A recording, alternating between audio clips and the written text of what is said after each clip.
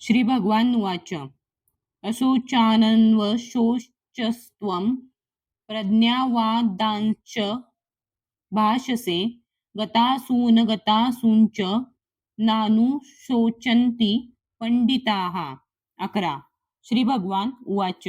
श्री भगवान म्हणाले, अशोचान जे शोक करण्यास योग्य नाही, अन्वशोचहा तू शोक करीत आहेस, त्वम तू, प्रज्ञावादान पांडित्यपूर्ण बोलणी, च सुद्धा भाषसे तू बोलतोस, गत मुकलेल्या गेलेल्या, असून प्राण अगत न गेलेल्या, असून प्राण च सुद्धा न कधीच नाही, अनुशोचंती शोक करतात, पंडिताहा पंडित किंवा ज्ञानी लोक.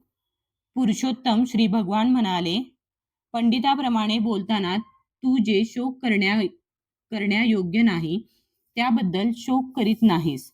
जे ज्ञानीजन आहेत ते जीवितांबद्दल तसेच मृतांबद्दलही शोक करीत नाहीत. तात्पर्य, भगवंतांनी तात्काळ गुरुपद स्वीकारले आणि आपल्या शिष्याला अप्रत्यक्षपणे मूर्ख म्हणून खडसावले.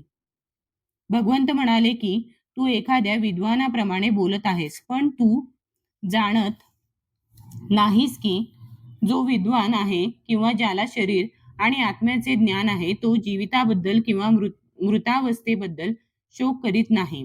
पुढील अध्यायांमध्ये सांगितल्याप्रमाणे जड व चेतन आणि उभयतांच्या नियंत्रकाला जाणणे म्हणजेच ज्ञान होय. राजकारण आणि समाजशास्त्र यांच्यापेक्षा धार्मिक तत्वांना अधिक प्राधान्य देण्यात यावे असा अर्जुनाचा युक्तिवाद होता. पण त्याला माहीत नव्हते की धार्मिक तत्वांपेक्षाही जड प्रकृती, आत्मा आणि परमात्मा यांबद्दलचे ज्ञान हे अत्यंत महत्त्वपूर्ण आहे आणि या ज्ञानाच्या अभावामुळे त्याने महान विद्वान व्यक्तीचा आव आणायला नको होता. वास्तविकपणे तो विद्वान नसल्यामुळे जे शोक करण्यायोग्य नाही त्याबद्दल व्यर्थ शोक करीत होता.